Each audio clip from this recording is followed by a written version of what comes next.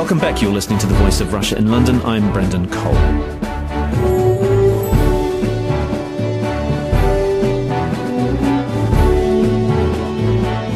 Last week, the UN High Commissioner for Human Rights, Navi Pillay, said Bahrain was one of 16 countries whose human rights record was a cause for concern.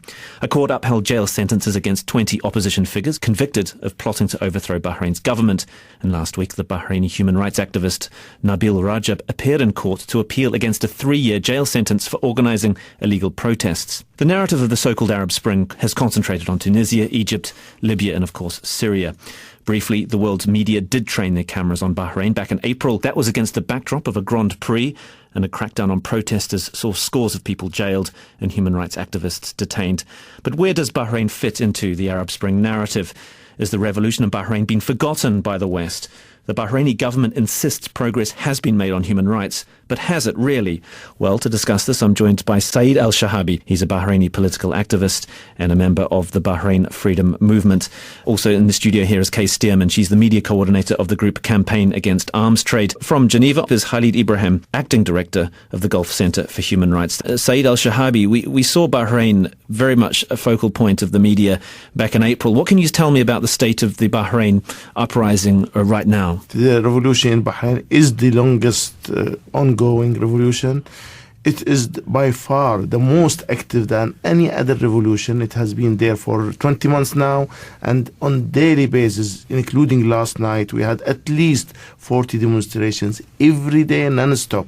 So the revolution is still well and healthy, and it is determined. The people are there, men and women. This is a revolution where the women have taken a leading role, both in demonstration and also in being victimized and tortured. So I think the revolution is well and alive, and this is continuing. Kaye Stearman from the Campaign Against Arms Trade. What's the British role in the Bahrain uprising? The role itself goes back a long way. There have been British political advisors to the Bahrain monarchy. There have been strong ties between the Bahrain army and the British military. There are many Bahraini officers go to Sandhurst to be trained. So there are links, political, military links going back a long way. But as Campaign Against Arms Trade, obviously we're particularly concerned about the weaponry that Britain is selling to Bahrain. What kind of weaponry are we talking about, and on what kind of scale?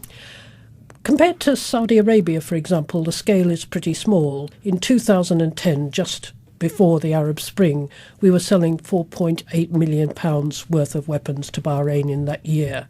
In 2011, February 2011, the government actually revoked 44 arms licenses to Bahrain. Now, when you revoke a license, what that means is that you're no longer going to go ahead with the sale that's already been agreed. But, of course, a lot of weapons had actually been sold and were on their way to Bahrain at that stage anyway.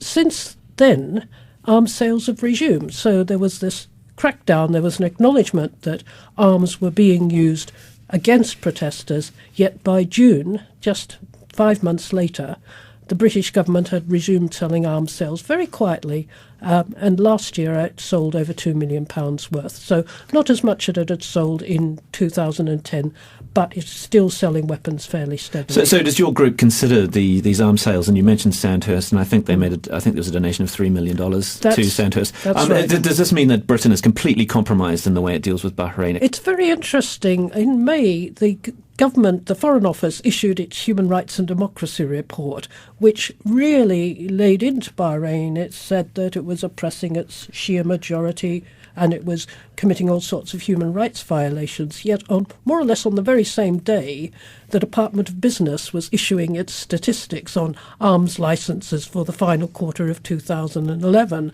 So we're able to look at 2011 as a whole. And so you had this disconnect. On the one hand, you had the Foreign Office in its own report on human rights and democracy was saying how terrible the situation was in Bahrain, and you had the Department of Business licensing weapons for sale. I have to say that a lot of these weapons seem to be either small arms, so they are exactly the sort of weapons, sniper rifles, machine guns, components for rifles, night sights, that sort of thing. Those sort of weapons can be used directly against directly against protesters. But what was particularly disturbing to us, we have the figures for the first quarter of 2012, and there were about £330,000 worth of arms licensed for Bahrain in that period, of which 200,000 were in military communications equipment. Khalid Ibrahim from the Gulf Centre for Human Rights. We saw events, quite considerable violence last February. I'm talking February, March 2011. 40 people died, 1,600 people detained by government forces. But the Bahrain authorities did actually set up an independent commission of inquiry with regard to that, and the findings were relatively strong. So this, in terms of human rights, was a step in the right direction, wasn't it? No doubt that all the leading human rights organizations welcomed the establishment of the Basuni report. A committee, the Basuni committee, a committee that's set up by the king himself. But the reality, nothing have been implemented. A lot of recommendations. These recommendations represent the less that could start a real reform of the country. Very little, but still the government of Bahrain is not willing to implement these recommendations. Still, we have a lot of prisoners of conscience in Bahrain, and the attack on civil society is continuous. Human rights defenders are facing all sorts of harassment, torture, imprisonment. Take Nabil Rajab, the head of the Gulf Center for Human Rights, as an example. He just sent a tweet out, and he was in prison for 3 months, and then 3 years just because he called for a peaceful protest. So how could you get reform if the attack is ongoing all the time on defenders and activists? In actual fact, I am now here in the Human Rights Council, and many countries haven't seen any will expressed by the government of Bahrain to have a real reform. But I guess to an outsider, something like the Independent Commission of Inquiry, it did. The initial findings were relatively strong. It confirmed the Bahraini government's use of torture, other forms of physical and psychological abuse on detainees. So the BICI has had the potential, or certainly has the potential, of holding those people who were guilty of that to account, doesn't it? In reality, to set up committees and to not implement the recommendations, it's a matter of buying time in the face of it's a strong international pressure on the government of Bahrain to respect the people's rights in Bahrain. The reality, a lot of time were given to the fact-finding committee, and then Basuni published his recommendations, and now the real question, how much is implemented from these recommendations? I would say none. What we need in Bahrain, the first step is to free all the prisoners of conscience. We need a real dialogue. We need the civil and human rights of the people of Bahrain to be respected. That is the start, just the start. But the real question is the Bahraini government is ready for such a start. That is the real question. You're listening to The Voice of Russia. My name's Brendan Cole. We're discussing Bahrain and its future with Saeed Shehabi, Kaye Stearman and Khalid Ibrahim. I'll turn to Saeed Shehabi from the Bahrain Freedom Movement. I suppose you could argue that a report like by the BICI, it's not going to improve the situation overnight. And in fact, the Economist newspaper did make the point that no Arab leader had voluntarily opened up his government to such kind of public scrutiny. Well, there is the potential, of course, to improve the situation, but that's only if you have the will and if you have a regime that has the capacity to implement such recommendations. This is not the first time. I remember almost 15 years ago, in 1998, when there was a lot of demonstration going on, a lot of torture. Then at the time there was the United Nations Human Rights Commission. They published a damning report about Bahrain and a resolution, and the government of Bahrain responded by signing the CAT, Convention Against Torture. But within 4 months of signing that convention, another martyr was killed under torture. So the regime is incapable of giving up human rights abuses as a policy mentioned and confirmed by the BICI Commission. So the potential is always there, but I think in reality that potential chances of being implemented are nil. I don't think the regime can improve the human rights situation because it hasn't done so for the past 30 years, and it hasn't done so in the past. Well, only 2 weeks ago, I have a testimony of a young man who was abducted, taken to a farm, abused, tortured, and then released with all his blood all over the place. And the torture is continuing, the arbitrary detention is continuing, attacks on people's homes, use of weaponized tear gas is continuing. So in light of all these facts, what potential is there for any recommendation, whether it is by the BICI or even by a Human Rights Council, of being implemented? Well, with reference to the Human Rights Council, Bahrain said it approved 156 out of 176 recommendations made by it.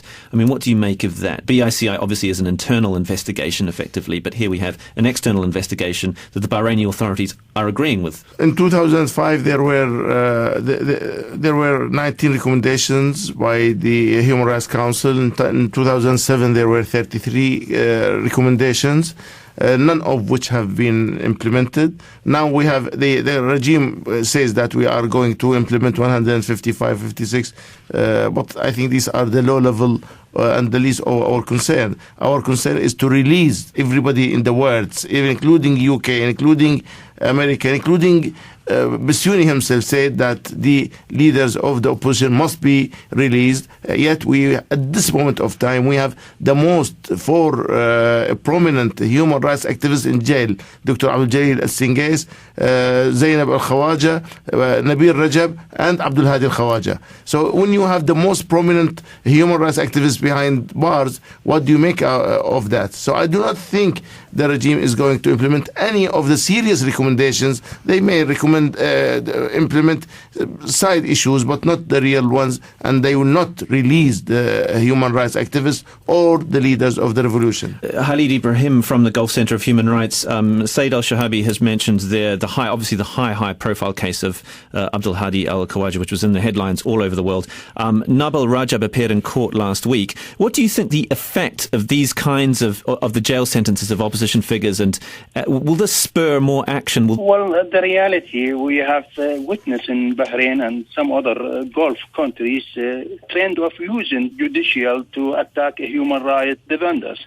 The reality, this is not going to contribute to any kind of reform. This is going to encourage the people of Bahrain to even more protest and demand that their rights should be respected by the government of Bahrain. The only way out of this crisis is for the Bahraini authority to immediately stop this crackdown on human rights defenders, activists and protesters arrested solely for exercising their rights. The government of Bahrain should, and I'm talking in human rights language, should guarantee in all circumstances that all human rights defenders in Bahrain are able to carry out their legitimate human rights activities. Nabil Rajab is a leading human rights figure. Abdul Hadi Khawaja is well known for his peaceful human rights activities. Zainab Al-Khawaja is the same, and they are in prison. This is really showing one thing, that the Bahraini government has no respect to human rights, and this is not going to be ended easily, because the international community is united, calling on Bahrain to free all the human rights defenders who are in prison, and also the activists, all the prisoners of conscience, and to respect the human rights of the people of Bahrain. I'll definitely have to turn to Saeed Shehabi, because you were convicted in absentia, and this case is obviously very, very close to your heart. What did you make of the Bahraini government's insistence that the men had a fair trial, that there was 17 defence attorneys, that it was well attended by diplomats, representatives of human rights and other civil society organisations? What do you make of those claims by the Bahraini authorities? Whether they are these trials were attended by people or not, it makes no difference, because the regime will take its decision, knowing that he will get always all the time the backing of the United States, unreservedly, and also that of the UK. So in those circumstances, they will issue political verdicts, and they will, of course, call them judicial. In Bahrain, judiciary is part of the ruling family, as well as the media and also all other executive powers. So we do not expect to get a fair trial when the enemy is the judge, or when the judge is the enemy. So that's one thing. The other point is that the whole world said that these people must not be tried; they must be released. Why are they in jail until now? Give me one country in the world which says they should be tried. I think everybody say they must be released. Saeed Shehabi has raised the issue of US involvement, and I'll turn to you, Kaye Stearman, from the Campaign Against Arms Trade. Earlier this year, Michael Posner, he's a US State Department official, said that the US, he was very open about Bahrain's role in stabilizing the region in terms of as a counterbalance to Iran, and we have a Shia majority, obviously, in Bahrain. The Americans are pretty open about the significance of Bahrain, so it makes no sense, given the military capabilities of Bahrain, for the US to intervene or to do anything about it. Well, the US, of course, has got their fleet based in Bahrain, and they obviously see it as a very important part of their Gulf Defence Force. It's very difficult. If you are a power, and great power, and you're talking about democracy and you're talking about human rights, and then you're selling arms to that very same regime which is suppressing them, I think the US and Britain are both deeply hypocritical in this. If we really want to send a message to the government of Bahrain, we've got to stop selling them arms. Bahrain is seen as somehow basically a state that's going to reform itself, and that we've got to keep up some sort of political and military dialogue with.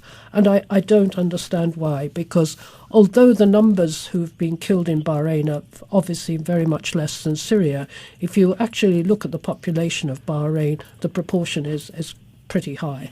Saeed Shehabi, I guess the transition to democracy is always going to be a slow one, isn't it? And you could argue that there was a transition to democracy 10 years ago. There was a referendum. There's universal suffrage. Okay, there's not a lot of women representation in government, but there is a bicameral legislature. That's not going to happen overnight. These are steps in the right direction, aren't they?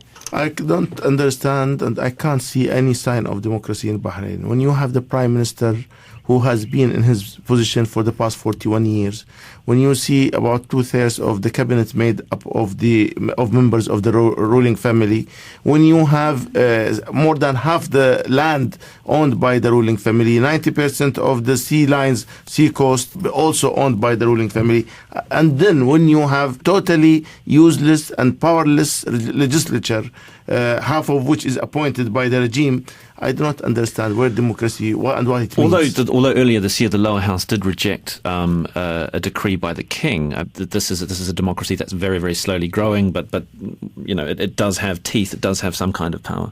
You will never have democracy with hereditary dictatorship. You cannot have both. You can either have democracy where the people choose their own destiny, their own government, or, and this is the basic right of the people when they rose in 14th February, or you have a totalitarian regime. What we have is a totalitarian, dictatorial regime that cannot be reformed. But you can have something in between. You can have a constitutional monarchy, and perhaps that's what Bahrain is trying to strive towards. I mean, an overthrow of the king, is that what you're calling for? You're calling for an overthrow of the monarchy and completely governed by the people? Well, at least the least that the political societies have put forward is to have a constitutional monarchy. But you cannot have it. It is impossible. It is this royal family is not going to be sidelined, and is not going to allow the people to rule it. They think that it is a God-given historical right that they must be the rulers, they must be the government, they must be the owners of the land and the people. So it is not easy to change. This is why we never had a stop to torture for the past 30, 40 years. So I do not think we should be very optimistic and just waste time in talking about constitution, monarchy, rule of law. It is not going to happen under this government. So you're calling for an overthrow of the monarchy? Is that what you want? I personally do not believe that this regime must remain. However, if those who are calling for constitution, monarchy achieve it, we will go along with them. What would be the consequences of an overthrow of the monarchy? It would be, you could argue, even more chaotic than what we've seen in other countries in the Arab Spring. There need not be. Is there not a middle ground that could be made where I suppose there's two different kinds of narratives, isn't there, in the Arab Spring? Kingdoms like Morocco, Jordan, or whatever, they've given a little bit more power away, whereas the overthrow of regimes such as we've seen in Libya and in Egypt, but they're effectively republics. There's a kind of different narrative, isn't there? I mean, can you see Bahrain fitting into that somehow? The problem is that there is the will is not there, especially with the Americans and the British, and they are the people who pull the strings. Is not the king. We must understand that Bahrain today the regime is not there. The regime fell down within 30 days after the revolution, and on the 13th or 14th of March, the Saudi army invaded Bahrain. Bahrain is under occupation, and then we have, even today, we still have a team from Scotland Yard doing I don't know what in Bahrain. We have the Fifth Fleet. So the regime is not there. It is being supported by outside powers.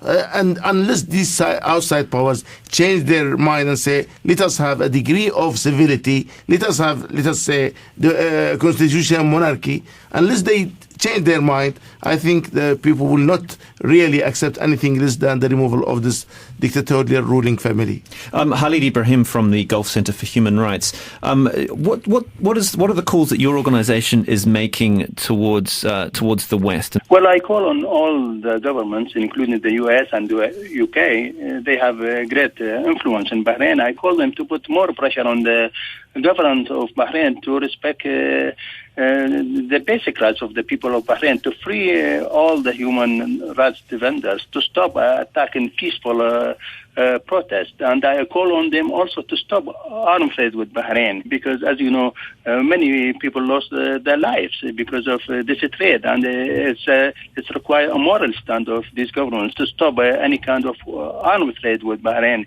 Really, it's not logical for the US and the UK in particular to have such a healthy relationship with our government that abusing the rights of the people in Bahrain on a daily basis. You're listening to The Voice of Russia in London. My name is Brendan Cole. We're discussing Bahrain, its revolution and its human rights record. With me is Saeed Shehabi, a Bahraini political activist and member of the Bahrain Freedom Movement, Kaye Stearman, the media coordinator of the group Campaign Against Arms Trade, and Khalid Ibrahim, acting director for the Gulf Center for Human Rights. The group Bahrain Watch said that the Bahraini government paid PR firms something like $33 million last year. I mean, you can't be particularly optimistic that the US and the UK and other Western countries will take on board those calls. Well, it doesn't matter. We, as a human rights organizations, we have a job to do. We have to call on these governments and to continue our campaigning and lobbying. And we hope that we will get some support within US and UK to change their positions and to put more pressure on the Bahraini government. The authorities in Bahrain, they have one option: to respect the people's right in Bahrain. We are in the 21st century. There is no space now for people who are abusing and attacking innocent citizens. I think it's a matter of time, and we will see that the people of Bahrain will get their rights respected. Kaye Stearman from the Campaign Against Arms Trade. If we criticise Bahrain, we have to be more critical of Saudi Arabia, don't we? And that can't really happen, can it? We are deeply critical of arms sales to Saudi Arabia because Saudi Arabia is the biggest single customer in the region, probably in the world, for British arms sales. We've sold over £4 billion worth of arms to them since 2008, so that's a massive amount. We're talking not just small arms. There are small arms, there are communications equipment, but we're talking things like the aircrafts, the systems, the platforms. And you mentioned the vehicles that went into Saudi Arabia, from Saudi into Bahrain in March last year. These are Tactica armed personnel vehicles. They're made by BAE Systems. They're made in Britain. There was a direct connection between British arms sales, which were incidentally made to the Saudi National Guard as a separate sales. They were worth several £100 million, and those vehicles went directly into Bahrain to support the Bahrain repression. So we know that if we're going to stop repression in Bahrain, we also have to really make an impact on arms sales to Saudi Arabia. Saeed Shehabi, what should the international community do? What should there be intervention? The United Nations, through the through the Human Rights Council, must set up a mechanism by which they should send a special rapporteur on human rights in Bahrain, similar to the one they had sent to Iraq in 1993. I think they should scrutinize Bahrain's record closely. They must also refer cases of crimes against humanity to the ICC, International Criminal Court. We have a dossier of senior figures from within the regime who have committed themselves personally these crimes, and we have testimonies even from among those who are in jail. So I think there is a lot. If the regime feels that the international community is serious in its approach on the regime, towards the regime, towards improving democracy, towards scrutinizing the human rights violators, then I think we may start seeing some change. Otherwise, the situation, the status quo, will continue as it is, because the regime fears no outside retribution. From your position from the Bahrain Freedom Movement, you're here in London. What are you trying to do from here? Well, we have always campaigned for the rights of our people. We have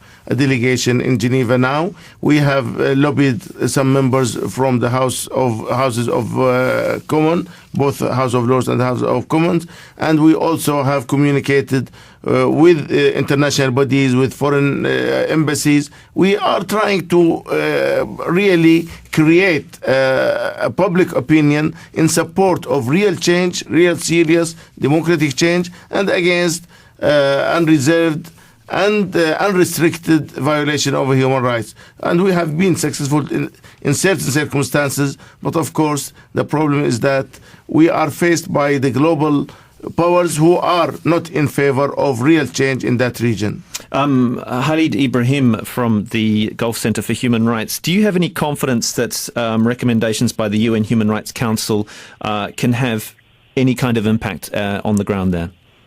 It should.